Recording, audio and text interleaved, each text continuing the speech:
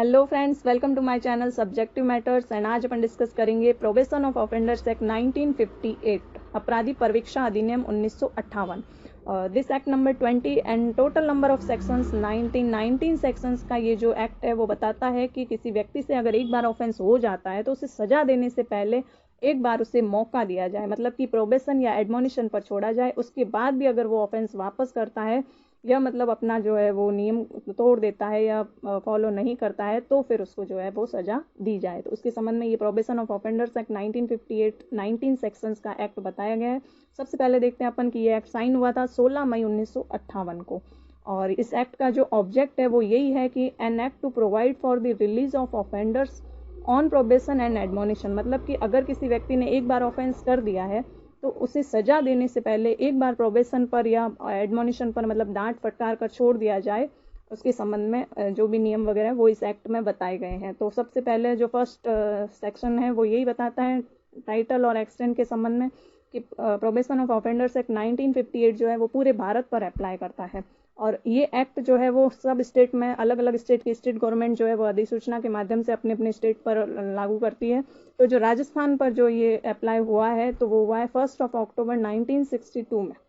ये act sign हुआ था 16 मई 1958 को, लेकिन राजस्थान में ये एक्ट आया है 1 अक्टूबर 1962 को। अब सेक्शन 2 जो कि एज यूजुअल हमेशा की तरह डेफिनेशन है, इसमें 4 डेफिनेशंस बता रखी है। पहला 2A कोड को बताता है। कोड जो है मतलब कि इस एक्ट में जो भी प्रोसीजर होगी वो सीआरपीसी की प्रोसीजर अपनाई जाएगी। तो इसमें कोड से मतलब है सीआरपीसी से। और 2B जो है वो प्रोबेशन ऑफिसर जो है वो सेक्शन 13 के तहत जो है स्टेट गवर्नमेंट नियुक्त करती है, वो प्रोबेशन ऑफिसर होगा। तो इसमें अभी यही बताया गया है कि सच अंडर सेक्शन 13, तो जो सेक्शन 13 के तहत नियुक्त होगा वो यहाँ पर प्रोबेशन ऑफिसर होगा। और 2C जो है वो प्रेस्क्राइब को बताता है, तो वही जो नियम इस एक्ट के तहत बनाए गए हैं वो सारे आ जाएंगे।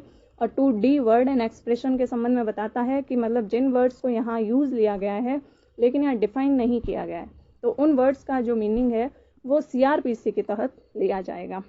तो ये 4 इसमें डेफिनेशन दे रखी है: code, probation officer, prescribed and word and expression. अब अपन देखते हैं section 3 probation of offenders act जो 1958 है, इसमें सेक्शन 3 और सेक्शन 4 बहुत।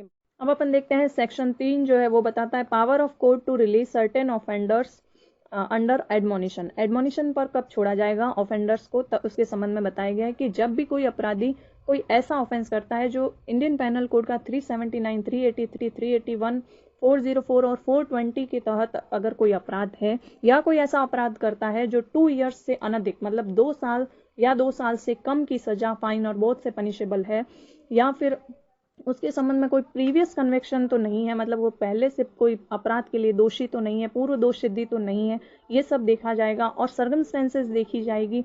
सर्कमस्टेंसेस में 2 चीज़ें आती है। पहला तो ये है कि मतलब नेचर ऑफ ऑफेंस और कैरेक्टर ऑफ ऑफेंडर, 2 चीज़ें आ जाती है इसमें। तो ये सारी चीज़ें देखने के बाद में अगर न्यायालय को लगेगा कि अगर उसकी सजा देने के बजाय उसे एडमोनिशन पर छोड़ देना चाहिए तो वो उसे एडमोनिशन पर छोड़ देगा।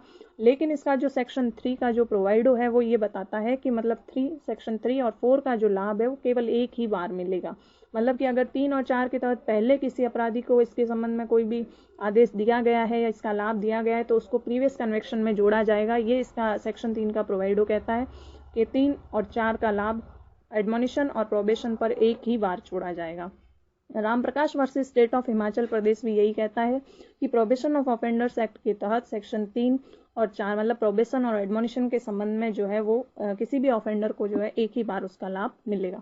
तो ये अपन ने सेक्शन 3 में देखा कि कब ऑफेंडर को एडमोनिशन का लाभ मिलेगा। एडमोनिशन मतलब कि उसे कब डांट फटकार के छोड़ दिया जाएगा, उसे एक मौका दे दिया जाएगा। तो वो तब दिया जाएगा। 3 तरीके की कंडीशन बताई गई है। पहली तो ये कि इंडियन पैनल कोड के तहत जो सेक्शंस बताए गए हैं 379, 380, 381, 404 और 420 के तहत तो कोई ऑफेंस नहीं है, या कोई ऐसा ऑफेंस है जिसकी सजा 2 ईयर्स या उससे कम की है, 2 ईयर्स से अनधिक की है, तो उसको जो एडमोनिशन का लाभ मिल सकता है। फिर एक चीज़ और देखी जाएगी कि प्रीवियस कन्विक्शन तो नहीं है। तो ये 3 कंडीशन देखने के बाद ही उसको एडमोनिशन का लाभ दिया जाएगा।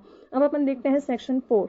सेक्शन 4 प्रोबेशन पर कब छोड़ा जाएगा, मतलब power of court to release certain offenders on probation of good conduct. उसे मतलब अपराधी को कब जो है प्रोबेशन पर छोड़ा जाएगा। ये सेक्शन 4 में बताया गया है। तो सेक्शन 4 की भी कुछ कंडीशंस हैं कि जब भी कोई ऑफेंडर ऐसा कोई अपराध करता है जिसकी सजा डेथ और लाइफ इम्प्रिजनमेंट नहीं है, तो मतलब उसके अलावा अगर कोई भी है तो उसको प्रोबेशन का लाभ मिल सकता है। यहाँ पर सिर्फ कंडीशन यही दे रखी है, जैसे एडमोनिशन पर दे रखी थी कि 2 ईयर्स से अनधिक, तो एडमोनिशन का लाभ मिलेगा। लेकिन यहाँ पर सेक्शन 4 में दे रखी है कि कोई ऐसा ऑफेंस जिसकी सजा डेथ और लाइफ इम्प्रिजनमेंट नहीं है तो उसे प्रोबेशन का लाभ मिलेगा। और उससे पहले सर्कमस्टेंसेस, मतलब कि जैसे पहले भी यही बताया गया था कि 2 बातें, नेचर ऑफ ऑफेंस और कैरेक्टर ऑफ ऑफेंडर्स, ये 2 चीज़ें देखी जाएगी। उसके बाद अगर न्यायालय को लगता है कि इसके संबंध में कोई भी दंड देने से पहले उसका, तो वो एक बॉन्ड भरवाएगा विथ और विदाउट श्योरिटी। उस बॉन्ड की जो वैलिडिटी होगी, उस बॉन्ड की जो 3 ईयर्स तक की उसकी वैलिडिटी होगी, तो वो बॉन्ड भरवाया जाएगा। और उस बॉन्ड में ये लिखा होगा कि जब भी न्यायालय के समक्ष बुलाया जाएगा तो वो आएगा, शांति कायम रखेगा, इस तरीके से सदाचार और का पालन करेगा। तो इस तरीके का एक बॉन्ड भराया जाएगा विद और विदाउट श्योरिटी। तो ये बता रखा है सेक्शन 4 का सब क्लोज 1। अब अपन देखते हैं सेक्शन 4 का सब क्लोज 2 जो है वो ये बताता है कि जब भी प्रोबेशन का लाभ दिया जाएगा किसी भी ऑफेंडर को, तो उससे पहले प्रोबेशन ऑफिसर की रिपोर्ट पर विचार कर लिया जाएगा, कि मतलब उसकी रिपोर्ट पहले देखी जाएगी, उसके बाद किसी भी व्यक्ति को प्रोबेशन का लाभ दिया जाएगा। इसका जो सेक्शन क्लॉज 3 है वो सुपरविजन ऑर्डर के संबंध में।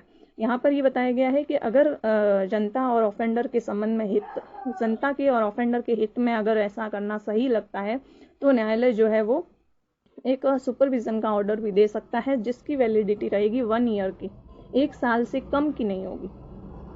तो यहाँ पर जैसे अपन ने देखा बॉन्ड की तो थी सब क्लोज 1 में 3 ईयर्स की, लेकिन यहाँ पर जो सुपरविजन का ऑर्डर निकाला जाएगा, पर्यवेक्षण आदेश, वो जो है वो उसकी वैलिडिटी 1 साल की रहेगी। और इसके संबंध में जो भी न्यायालय नियम वगैरह बना के जो ये ऑर्डर निकालेगा, उससे उस ऑफेंडर को पूरा उस नियम वगैरह समझा देगा कि ये ऑर्डर है, इनके आपको पालन करने हैं। तो ये था सेक्शन 4। अब अपन देखते हैं सेक्शन 5। सेक्शन 5 जो है वो बताता है कॉस्ट और कंपेंसेशन के संबंध में। सेक्शन 5 जो है उसमें ये बताया गया है कि जिस भी ऑफेंडर को, सेक्शन 5 जो है वो एक एडिशनल ऑर्डर है जो सेक्शन 3 और 4 के साथ दिया जाता है। जब भी किसी भी अपराधी को 3 और 4 का लाभ दिया जाता है, तो मतलब जिस व्यक्ति ने ऑफेंस किया उसे तो 3 और 4 का लाभ मिला, मतलब कि एडमोनिशन पर छोड़ दिया गया या प्रोबेशन पर छोड़ दिया गया। तो ये सेक्शन 5 जो है वो ये बताता है कि जिस व्यक्ति ने ऑफेंस किया उसके संबंध में तो 3 और 4 में होगा। सेक्शन 5 में ये है कि जिसके अगेंस्ट ऑफेंस हुआ है, मतलब कि जिस व्यक्ति के साथ ऑफेंस हुआ है उसको जो भी हानि वगैरह हुई है या उसको जो भी मतलब लॉस हुआ है, तो उसके संबंध में कंपेंसेशन देने के संबंध में ये सेक्शन 5 बताता है। सेक्शन 5 में यही बताया गया उस व्यक्ति को जितनी भी हानि हुई है उसका वो जितना न्यायालय सही समझेगा उतना उसको पेमेंट कर दिया जाएगा, और जो भी इस प्रक्रिया का जो भी खर्चा आएगा वो भी जो न्यायालय सही समझेगा वो उन्हें दे दिया जाएगा। और ये एक एक्ट जो है वो क्रिमिनल एक्ट है, तो इसके संबंध में ये जो है वो फाइन के रूप में वसूला जाएगा। जैसे कि अगर सिविल होता तो एरियर के रूप में या भू राजस्व बकाया के रूप में वसूली की जाती है, उसी तरीके से ये एक क्रिमिनल एक्ट है। तो यहाँ पर जो भी कंपेंसेशन कॉस्ट वगैरह जो वसूल की जाएगी वो फाइन के रूप में वसूल की जाएगी।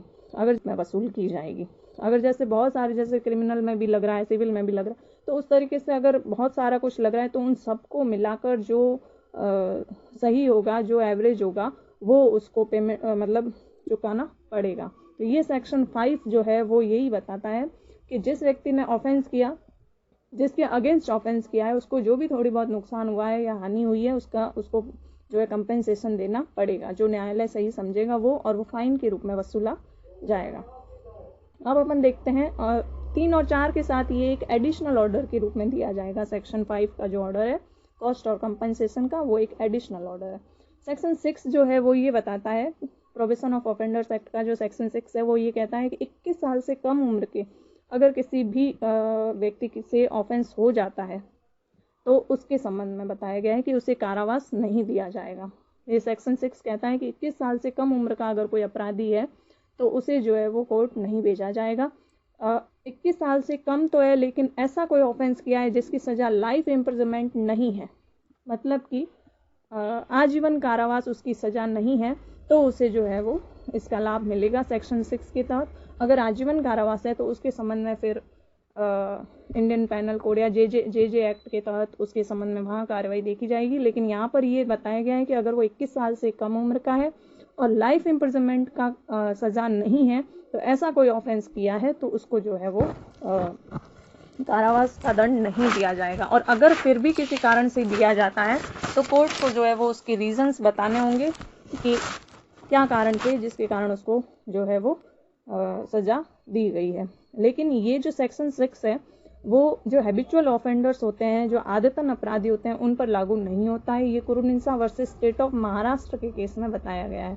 अब अपन देखते हैं सेक्शन 7 जो है वो बताता है कॉन्फिडेंटल के संबंध में, मतलब कि जो प्रोबेशन ऑफिसर की जो रिपोर्ट होती है, जो अपन ने आगे भी देखा है सेक्शन 4 का सब क्लॉज 2 और अभी सेक्शन 6 में भी अपन ने देखा, जो ये अपन अभी सेक्शन 6 पढ़ रहे थे कि 21 साल से कम उम्र के जो अपराधी होते हैं उनको कारावास नहीं दिया जाएगा, तो उसमें भी इस तरीके का उनको रिलीफ देने से पहले प्रोबेशन ऑफिसर की रिपोर्ट पर विचार किया जाएगा।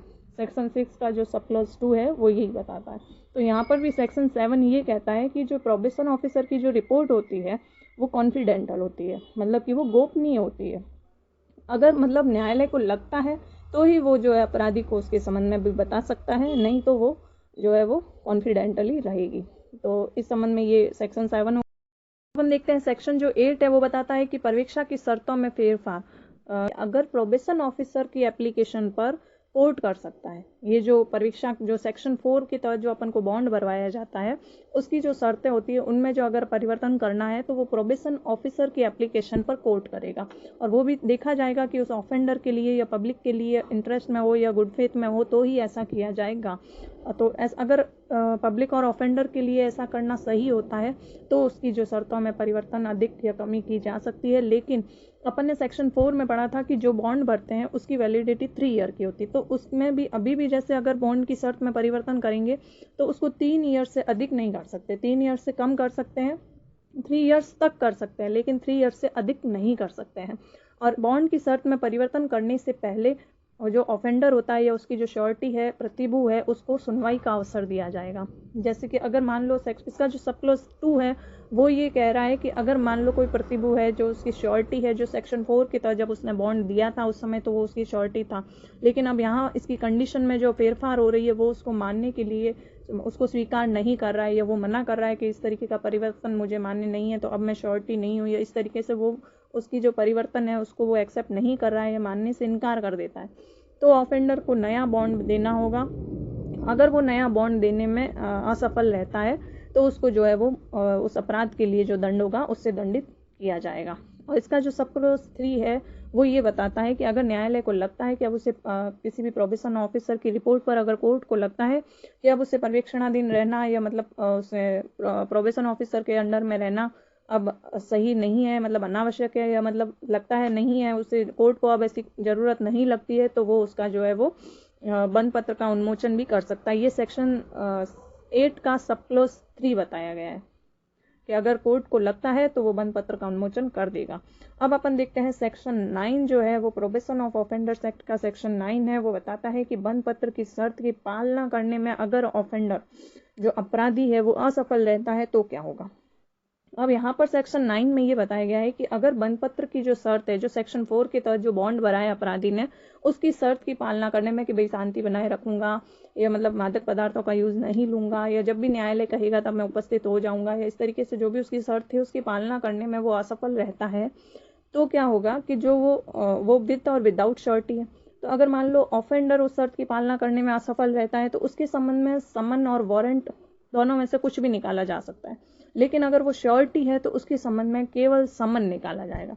ये सेक्शन 9 के सब क्लॉज 1 में बताया गया है कि अगर वो ऑफेंडर है, वो शर्त की पालना करने में असफल रहता है तो वारंट और समन कुछ भी निकाला जा सकता है उसके संबंध में, लेकिन श्योरिटी के संबंध में केवल समन निकाला जाएगा। और मामले की सुनवाई में अगर आगे हो जाता है कि अपराधी शर्त की पालना करने में असफल रहता है बॉन्ड की, तो फिर उससे जो है मूल अपराध से दंडित किया जाएगा।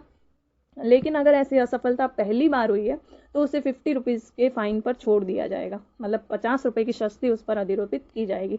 लेकिन सब क्लॉज 3 में ये बताया गया है कि मान लो वो 50 रुपये भी नहीं देता है या देने से इनकार कर देता है तो फिर उसे उस अपराध के लिए जो मूल दंड होगा उससे दंडित किया जाएगा। ये सेक्शन 9 में बताया गया है कि भाई अगर मान लो अपराधी के संबंध में ये साबित हो जाता है कि उसने बॉन्ड की शर्त की पालना नहीं की है तो वहाँ पर उसे मूल अपराध से दंडित किया जाएगा।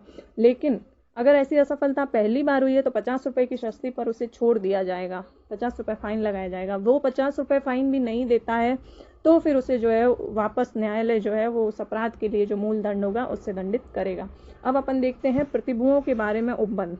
तो यहाँ मतलब कि श्योरिटी के लिए जो प्रोविज़न है वो सीआरपीसी के तहत जो श्योरिटी के संबंध में जो सीआरपीसी में प्रोविजंस बताए गए हैं, जैसे सेक्शन 121, 122 सीआरपीसी जो है ये सब श्योरिटी से रिलेटेड है।